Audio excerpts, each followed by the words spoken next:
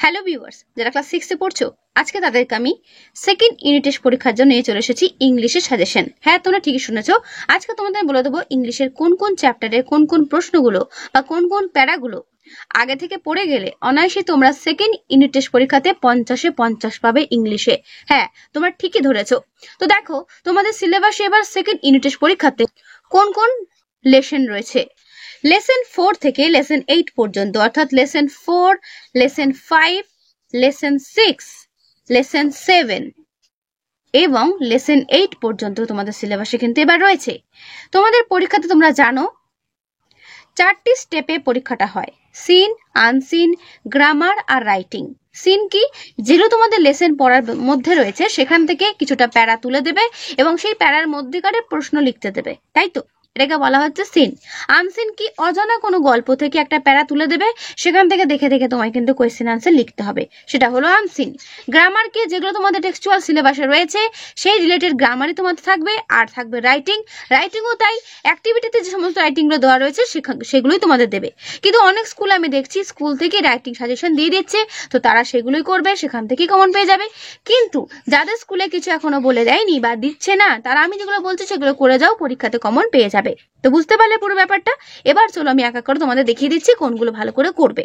আচ্ছা, যারা ইংলিশে ভয় পাচ্ছ যে ইংলিশে আমরা খুব ভয় বা উইক, আমরা পারবো না, তাদেরকে ভালো করে আমি কথাটা বলে রাখি যে আমার এই ভিডিওটা কিন্তু ভালো করে প্রথম থেকে শেষ পর্যন্ত দেখো, ঠিক আছে? দেখার পরে যেগুলো আমি বলবো সেগুলো ভালো করে শুনে সেগুলো করো বাড়িতে, পরীক্ষাতে তার ফলটা তোমরাই বুঝতে পারবে। ওকে, ভয় পার কিচ্ছু নেই। সব থেকে সহজ হচ্ছে ইংলিশ, যদি তুমি সেইভাবে করতে পারো তো, ঠিক আছে?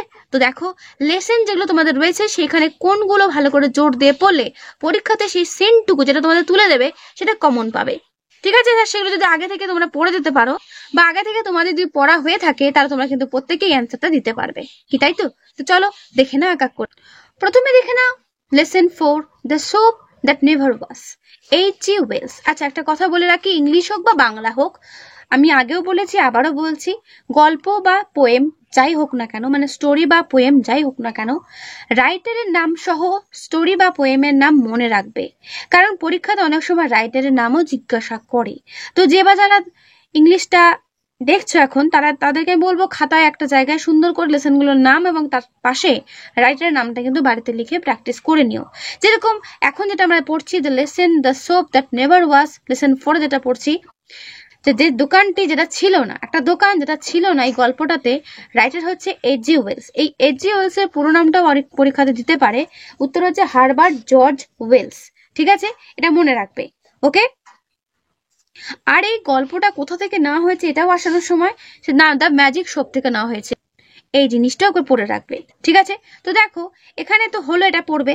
এবার সিনের জন্য কি কি, চলে এসো ফার্স্ট পেজ 37-এ, আই হ্যাড সিন। ঠিক এখান থেকে একদম নিচে চলে এসো সোপম্যান পর্যন্ত, একটা সিনের জন্য প্যারা হতে পারে, এটা ভালো করে পড়বে, এর মধ্যে থেকে প্রশ্ন তুলে ধরবে, সেখান থেকে অ্যান্সার দেবে। বুঝতে পারছো? এটা কিন্তু একটা সিনের জন্য ইম্পর্টেন্ট জায়গা, ভালো করে দাগিয়ে রাখবে। তারপরে 39 পে চলে এসো, ইটস ইন ইয়োর পকেট। ঠিক এখান থেকে একদম ফিঙ্গার ফরওয়ার্ড পর্যন্ত করবে, সিনের জন্য ইম্পর্টেন্ট, ঠিক আছে? পড়বে। তারপরে আ ম্যাজিক টয় থেকে তারপরের পাতাতে অ্যামেজমেন্ট পর্যন্ত একটা সিন হতে পারে, এটাও ভালো করে দেখে রাখবে। যদি তোমাদের সিনটা আগে থেকেই জানা হয়ে থাকে বা এগুলো দিতে পারে, তাহলে তোমরা তো পরীক্ষাতে এখান থেকে অ্যান্সার অনায়াসই করে দিতে পারবে। কারণ তোমাদের কোয়েশ্চেন কি থাকে? ট্রু ফলস, ওয়ান লাইনের কোয়েশ্চেন, আর থাকে ফিল ইন দ্য ব্ল্যাঙ্কস, এই তো এগুলো তো থাকে, তাই না? তো প্যাসেজ যদি তোমাদের বা সিন যদি তোমাদের জানা থাকে, তা তোমরা তো অ্যান্সার প্রত্যেকে খুব সহজেই দ্রুত করে আসতে পারবে। চলে এসো পরের পাতায় আই ফেল্ট ভেরি আনইজি থেকে একদম নিচে জেনুইন ম্যাজিক পর্যন্ত একটা সিন হতে পারে, করবে। এরপর lesson 5, the land of the ফেরাউস, ঠিক আছে? ফেরাউদের ভূমি। তো এখানে তোমাদের আমি যেটা বলবো ভালো করে দেখতে, পেজ নাম্বার 49, মানে এই পেজটা ভালো করে খুঁটিয়ে পড়বে, ঠিক আছে? এটা অনেকগুলো কোয়েশ্চেন আছে, স্ফিংস যেগুলো বলছিল ঈশানকে, সেখান থেকে কিন্তু অনেক কোয়েশ্চেন আছে, সেই কোয়েশ্চেনগুলো কিন্তু এখান থেকে আসতে পারে। তাই এই পেজটা পুরো গল্পটা পড়লে তো খুবই ভালো হয়, কিন্তু তার মধ্যে 49 থেকে 51 পেজ পর্যন্ত ভালো করে প্রত্যেকে পড়বে, ঠিক আছে? এখানে অনেকগুলো প্রশ্ন হবে। তাই যদি তোমাদের ফেরাও থেকে প্যাসেজ তুলে দেয় তো তোমাদের কিন্তু এইগুলো কোয়েশ্চেন আসবেই। তাই এই জায়গাটা ভালো করে পড়বে, এই দুটো পেজ, কারণ এখানে তো গল্প পরপর নেই, এখানে স্টোরির মাধ্যমে এখানে গল্পটা দেখানো আছে। সুতরাং আমি তোমাদের পেজগুলো বলছি, সেই দুটো পেজ ভালো করে পড়ো, তাহলেই হবে। যেরকম 49 থেকে 51, অর্থাৎ 49, 50, 51, এই 3টে পাতা পড়ে রাখবে, কেমন? এরপর চলে এসো lesson 6, how the little kite learn to fly, Katherine Pyle. ঠিক আছে, এই যে রাইটার তার নাম হচ্ছে ক্যাথরিন পাইল, মনে রাখবে, এই নামটা খুব ভালো করে মনে রাখবে। এই কবিতাটা তোমাদের তুলে ধরতে পারে সিনের জন্য। I never can do it থেকে একদম স্টেডিলি পর্যন্ত ভালো করে পড়বে, ঠিক আছে? এই কবিতাটার মধ্যেই অ্যাক্টিভিটি 1টা ভালো করে দেখবে। অ্যাক্টিভিটি 1টা কিন্তু ইম্পর্টেন্ট রয়েছে, করবে। আর অ্যাক্টিভিটি 5টাও কিন্তু ইম্পর্টেন্ট রয়েছে, করবে, ঠিক আছে? এরপর চলে এসো দ্য ম্যাজিক ফিশ বোন। তোমাদের পরীক্ষাতে 80% সিন এইখান থেকে দেওয়ার সম্ভাবনা বেশি রয়েছে, দ্য ম্যাজিক ফিশ বোন থেকে, ঠিক আছে? তাই এই গল্পটা প্রত্যেককে আমি বলবো পুরোটাই ভালো করে পড়ে নিও। আর রাইটারের নামটা দেখো চার্লস ডিকেন্স, এটা কিন্তু মনে রাখো। চার্লস ডিকেন্সের পুরো নামটাও কিন্তু এখানে দেওয়া রয়েছে, দেখে নাও, চার্লস জন হুফাম ডিকেন্স, হুফাম ডিকেন্স, ঠিক আছে? চার্লস জন হুফাম ডিকেন্স। নিজেদের সুবিধার্থে উচ্চারণ করে বানানটা ভালো করে দেখে নিও, ওকে? তো এই ম্যাজিক ফিশ বোন গল্প থেকেই কিন্তু নেওয়া হয়েছে। তো সিনের জন্য দেখে নাও, দেয়ার ওয়াজ আ কিন থেকে, দেয়ার ওয়াজ আ কিন থেকে একদম ফিশমঙ্গার্স বয় পর্যন্ত একটা সিনের জন্য কিন্তু গুরুত্বপূর্ণ প্যাসেজ রয়েছে, এটা ভালো করে পড়বে, ঠিক আছে? তার পরের পাতাতে জাস্ট দেন থেকে সিনের জন্য বলছি, একদম ঠিক নিচে চলে এসো, প্রেজেন্ট ফ্রম মি, এটাও কিন্তু সিনের জন্য ইম্পর্টেন্ট, করবে। তারপর চলে এসো পাতা নম্বর 73তে, so she took out from her pocket থেকে একদম নেক্সট ডোর পর্যন্ত একটা সিনের জন্য ইম্পর্টেন্ট রয়েছে, এটা কিন্তু দেখবে সিনের জন্য। দ্য ম্যাজিক ফিশ বোনের ট্রু ফলস কটা ভালো করে পড়বে, অ্যাক্টিভিটি 6 এবং অ্যাক্টিভিটি 7, ঠিক আছে? দেখবে। এরপর চলে lesson 8, good bye to the moon, Monica Hughes যেটা বলবে, ঠিক আছে? রাইটার নেম সহ ভালো করে কিন্তু স্টোরিগুলোর নাম পড়ে রাখবে, ওকে? লেসনগুলোর নাম, ঠিক আছে? তো এই গুড বাই টু দ্য মুনের I sat in the dark view room থেকে সিনের জন্য বলছি, একদম জার্নি স্টার্টেড পর্যন্ত একটা সিনের জন্য ইম্পর্টেন্ট প্যারা হলো, ঠিক আছে? বা প্যাসেজ, করবে। তার ঠিক নিচে চলে এসো, I came back to the view room থেকে একদম নাইট ওয়াজ গান পর্যন্ত আর একটা সিনের জন্য ইম্পর্টেন্ট প্যারা করবে। তারপরের পাতায় সাডেনলি থেকে একদম চিয়ারফুলি পর্যন্ত একটা সিনের জন্য ইম্পর্টেন্ট রয়েছে, এটা কিন্তু দেখবে সিনের জন্য। তারপরের পাতায় পেজ নাম্বার 82তে ইট সিমড অনলি থেকে একদম ঠিক উইথ ইট পর্যন্ত কিন্তু একটা সিনের জন্য ইম্পর্টেন্ট রয়েছে, এটাও কিন্তু দেখবে। তারপরে পাতায় I watched him leave down the aisle, সেখান থেকে একদম নিচে চলে এসো টু অ্যান্সার পর্যন্ত সিনের জন্য দেখবে, ঠিক আছে? অর্থাৎ এটা ভালো করে পড়বে। তো এই হলো তোমাদের পুরো সিন সাজেশন বলতে এই জায়গাগুলো ভালো করে জোর দিয়ে পড়ে যাও, এইগুলোই কমন পেয়ে যাবে, ঠিক আছে? সিন আর আনসিনটা প্রত্যেককে আমি বলবো ভালো করে এসো অ্যান্সার, কারণ দেখে যেহেতু উত্তর লেখার ব্যাপারটা রয়েছে, কারণ প্যাসেজটা তোমাদের তুলেই দেবে, যা উত্তর হবে সব এর মধ্যে থেকেই লিখে আসতে হবে। সুতরাং তোমাদের চিন্তার কোনো কারণ নেই, এটা অন্তত ভালো করে করো। তাহলে বুঝতে পারলে এরপর আসছি গ্রামার দেখো কোনগুলো বেশি করে করবে। অ্যাপ্রোপ্রিয়েট প্রিপোজিশন, এটা তো তোমরা জানো। অ্যাপ্রোপ্রিয়েট প্রিপোজিশন যেগুলো আছে সেগুলো নিয়ে শূন্যস্থান পূরণ করো। এইখানে যে 4টে রয়েছে, এই 4টেই যে দেবে তার কোনো মানে নেই। হয়তো অ্যাপ্রোপ্রিয়েট প্রিপোজিশন বসাতে বললো অন্য কোনো সেন্টেন্সের মধ্যে, সেরকম দিতে পারে। গ্রামার তো হুবহু কখনো বসিয়ে দেয় না, কিন্তু বলা যেতে পারে যে এরকম গ্রামার থাকতে পারে।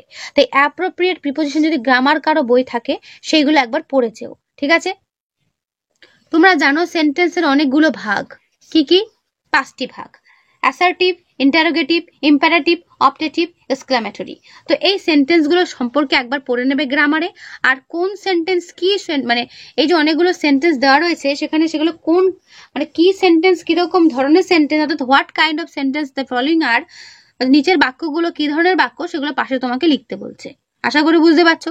তো প্রথমটা কি আছে, how beautiful is the scene, এখানে এক্সক্লামেটরি সাইন দেওয়া আছে, তাহলে এটা অবশ্যই এক্সক্লামেটরি সেন্টেন্স হবে। বুঝতে পারছো?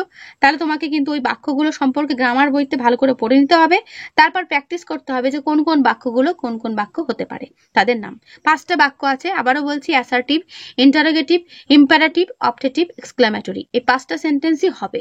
তো কোনটা কি সেন্টেন্স সেটা তো ডিটেলস না পড়লে বুঝতে পারবে না, তাই আমি বলবো এখানে যতটুকু দেওয়া রয়েছে তোমরা কিন্তু অবশ্যই তোমাদের গ্রামার বইয়ে এই সেন্টেন্সের ডেফিনেশনটা ভালো করে পড়ে তারপরে এই প্র্যাকটিসগুলো করে রেখো। এটা কিন্তু পরীক্ষাতে এবার থাকছে, সেকেন্ড ইউনিটের পরীক্ষাতে কিন্তু এগুলো থাকবে, ঠিক আছে? অ্যাক্টিভিটি 8 তো দেখো রয়েছে কিছু সেন্টেন্স, এগুলো প্র্যাকটিস করে রাখবে। এগুলো কি কি সেন্টেন্সের মধ্যে পড়ছে, এটা কিন্তু পেজ নাম্বার 86 এবং 87 এ রয়েছে। হ্যাঁ, পেজ নাম্বারটাও বলে দিচ্ছি, অনেক হয়তো খুঁজে পাবে না। পেজ নাম্বার 76 এ অ্যাক্টিভিটি 8C, 76 পেজে অ্যাক্টিভিটি 8C দেখো সেই একই জিনিস আইডেন্টিফাই করতে বলছে কোনটা কি ধরনের বাক্য, অ্যাসার্টিভ নাকি ইন্টারোগেটিভ, তো এটা করবে। পেজ নাম্বার 63 তে দেখা রয়েছে suffix and prefix, very very important. Suffix prefix ব্যবহার করে অপোজিট ওয়ার্ড করা যায়, তো সেটা তোমাদের প্র্যাকটিস করতে হবে। সাফিক্স প্রিফিক্স দিয়ে কি কি অপোজিশন, সব তোমাদের গ্রামার বুক যেটা 6 এর রয়েছে সেই গ্রামার বুকে কিন্তু এগুলো রয়েছে, চ্যাপ্টার বাই সিলেবাস ফলো করে একবার দেখে নিও, সেখান থেকে পড়ার পর এগুলো প্র্যাকটিস করো, আরো ভালো পারবে। অনেকে কিন্তু বইয়েরই গ্রামার গুলো করে গেলেই যে কমন পাবে এই ধারণার কিন্তু ভুল। আমি আবারও বলছি, গ্রামার কখনো কমন দেওয়া যায় না। গ্রামার তোমাদের ধারণা দেওয়া যেতে পারে যে এইগুলো আসবে, এইগুলো তোমাদের গ্রামার বুক থেকে ভালো করে প্র্যাকটিস করতে হবে। সেখানে আরো অনেক বাক্য দেওয়া রয়েছে, অনেক ওয়ার্ড দেওয়া রয়েছে, যেটাতে তুমি আরো বেশি প্রিফিক্স সাফিক্স প্র্যাকটিস করতে পারো, তো সেটা থেকে দেখে তারপর এটা করবে। বুঝতে পারছো আমার কথাগুলো? করবে, ঠিক আছে? ঠিক তার উপরে দেখো রয়েছে tick the appropriate form of the given verbs in bracket. এই যে ভার্বগুলো রয়েছে ইজ অথবা আর, হ্যাভ অথবা হ্যাজ, এর মধ্যে কোনটা সঠিক সেটাকে টিক দিতে হবে। তো এই যে ভার্বগুলোর যে সঠিক ভার্ব, সেই ভার্বগুলো তোমাদের ডেফিনেশন সহ পুরো ডিটেলসে পড়তে হবে, আর এই সব কিছু পাবে তোমাদের ওই গ্রামার বুকে। তাই যে বাজারে এখনো গ্রামার বুক কেনোনি তারা কিন্তু অবশ্যই গ্রামার বুকটা কিনে নিও, ঠিক আছে? স্কুলে দেখবে সিলেবাসে বা স্কুলের যে তোমাদের বুক লিস্ট দেয় সেখানে গ্রামার বইয়ের নাম সহ দেওয়া রয়েছে, সেটা কিন্তু অবশ্যই কিনে নিও, না হলে কিন্তু এগুলো শিখতে পারবে না। বইয়ে যেটু দেওয়ার সেটুকু কখনো শেখা হয়, গ্রামার প্র্যাকটিসের উপর শেখা হয়। তাই প্রত্যেকে আমি বলবো, এখনো ছোট আছো, গ্রামার কিন্তু প্র্যাকটিস না করলে বড় হয়ে কিছুই শিখতে পারবে না। তাই প্রত্যেকে বলবো গ্রামার প্র্যাকটিস করে নিও। আর আসতে পারে আর্টিকেল বসালো। তোমরা জানো আর্টিকেল বসানো, আর্টিকেল কি? এ অ্যান্ড দা। তো এ অ্যান্ড দা কোথায় কোথায় বসে তোমাদের ডেফিনিশন পুরো জানতে হবে, পুরো ব্যাপারটা পুরো ডিটেলস জানতে হবে। সেটা কোথায় পাবে? একমাত্র গ্রামার বুকেই পাবে। এ অ্যান্ড দি কোথায় কোথায় বসে, তো সেটা যদি জেনে যেতে পারো, সেন্টেন্স যত কঠিনই হোক না তখন লিখে আসতে পারবে, কি তাই তো? তাই আর্টিকেলস এর ব্যবহারটাও বাড়িতে একবার দেখবে। তো গ্রামারের জন্য দেখে নিলে কি কি করবে। এরপর আসো রাইটিং। রাইটিং এ তোমাদের পেজ নাম্বার 45 এ অ্যাক্টিভিটি 10B, অ্যাক্টিভিটি 10B তে যেটা রয়েছে যে প্যারাগ্রাফ লেখো in about 60 words in 2 of your wishes that you was fulfilled। এটা কিন্তু তোমাদের করতে হবে। মানে তোমার দুটো ইচ্ছা বলো, যে দুটো ইচ্ছা তুমি পূরণ করতে চাও, সেই দুটো ইচ্ছা নিয়ে তোমাকে একটা প্যারাগ্রাফ লিখতে হবে 60 ওয়ার্ড, 60টি শব্দ নিয়ে। বুঝতে পারছো? এটা কিন্তু ইম্পর্টেন্ট রয়েছে, এটা কিন্তু প্র্যাকটিস করবে, রাইটিং এর জন্য ইম্পর্টেন্ট রয়েছে। তার উপরে দেখো একটা প্যারাগ্রাফ রয়েছে, রাইট এ মানে paragraph.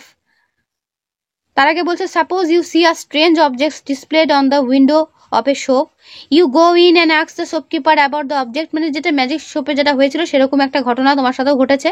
Right a paragraph within 60 words on what you learn about this strange object using the following hints. অর্থাৎ যে তুমি জিনিসটা দেখতে পেয়েছো সেই সম্পর্কে তুমি কি লিখছো সেটা নিয়ে একটা প্যারাগ্রাফ তোমাকে লিখতে হবে। একটা জিনিস তুমি দোকানে দেখতে পেয়েছো, একটা অবজেক্ট যেটা তুমি কিনতে চাইছো, এবং সেই জিনিসটা সম্পর্কে তোমাকে কি করতে হবে, তোমার পুরো ব্যাপারটা ডিটেলস এখানে পুরো লিখতে হবে। তাই অ্যাক্টিভিটি 10A 10B দুটোই কিন্তু করবে, পেজ নাম্বার 45 এ রয়েছে, দেখে নাও ভালো করে। যেহেতু 50-এ পরীক্ষা তাই রাইটিং গুলোকে স্কিপ করো না, আমি যেগুলো বলছি সেগুলো মন দিয়ে প্র্যাকটিস করে যাও, কমন এর মধ্যে পেয়ে যাবেই, ঠিক আছে? এর বাইরে কিছু দেবে না। আর যাতে স্কুলে রাইটিং গুলো বলে দিচ্ছে যে এইগুলো এগুলো করো বা আলাদা থেকে দিচ্ছে, তারা তো সেগুলোই করবে, তাই না? যাদের স্কুলে বলছে না তারা এগুলো করো, এর মধ্যেই কমন পেয়ে যাবে। পেজ নাম্বার 58-এ নীল দ্য লংগেস্ট রিভার, নীলকে নিয়ে একটা প্যারাগ্রাফ, হিন্টস দেওয়া রয়েছে, হিন্টস দেওয়া থাকবে পরীক্ষার হলেও। তো এই হিন্টস নিয়ে তোমাদের কিন্তু একটা প্যারাগ্রাফ লিখতে হবে, হ্যাঁ, বা ইনফরমেশন বলতে পারো, যাই হোক এই ইনফরমেশন গুলো দিয়ে একটা প্যারাগ্রাফ নীলকে নিয়ে, অর্থাৎ নীল নদীকে নিয়ে লিখতে হবে। এটা কিন্তু খুবই গুরুত্বপূর্ণ, এটাও করবে, ঠিক আছে? পেজ নাম্বার 89-এ দেখো রয়েছে অ্যাক্টিভিটি 10B তে write a short story, write a story in about 60 words using the following hints. অর্থাৎ এই হিন্টস গুলো দিয়ে তোমাকে একটা স্টোরি লিখতে হবে, একটা টাইটেল দিতে হবে। তো এটা তোমাদের প্র্যাকটিস করতে হবে। অ্যাক্টিভিটি 10B পেজ নাম্বার 89-এ কিন্তু করবে, ঠিক আছে? তো আমি যে কটা দিলাম সে কটা ভালো করে করো, এর মধ্যে কমন পেয়ে যাবে। দিলাম মনে হয় 4টে সম্ভবত, তো এই 4টে রেখে যাও, কমন পেয়ে যাবে। আর হ্যাঁ, মাথায় রেখো 50-এ পরীক্ষা, যত শর্টকাটে পড়বে তত নাম্বারটা শর্ট হয়ে যাবে, আর যত ডিটেলস পড়বে তত নাম্বারটাও বেশি আসবে। কি বুঝতে পারলে আশা করি। তো আজকে তোমাদের সাজেশনটা এই হলো, ইংলিশ সাজেশন এটাই হলো। তো এটা ভালো করে প্রত্যেকে কিন্তু পালন করো আমি যে কথাগুলো বললাম। কেমন লাগলো অবশ্যই ভিডিওটা আমাকে শেষে জানিও কমেন্টে, না জানিয়ে যেও না কেউ। আর ভালো লাগলে অবশ্যই বন্ধুদের কাছে শেয়ার করে দিও, যত পারো বন্ধুদের কাছে শেয়ার করে দিও। আর হ্যাঁ, এখানে শুধু 6 না, এখানে 7, 8, 9, 10 সমস্ত ক্লাসের ভিডিও দেওয়া রয়েছে। যদি দাদা বা দিদি কেউ থাকে বা বোনেরা যদি থাকে অবশ্যই কিন্তু শেয়ার করে দিও তাদের কাছে। ঠিক আছে, তো আজকে এখানেই দেখা হবে নেক্সট ভিডিওতে। ভালো থেকো সব।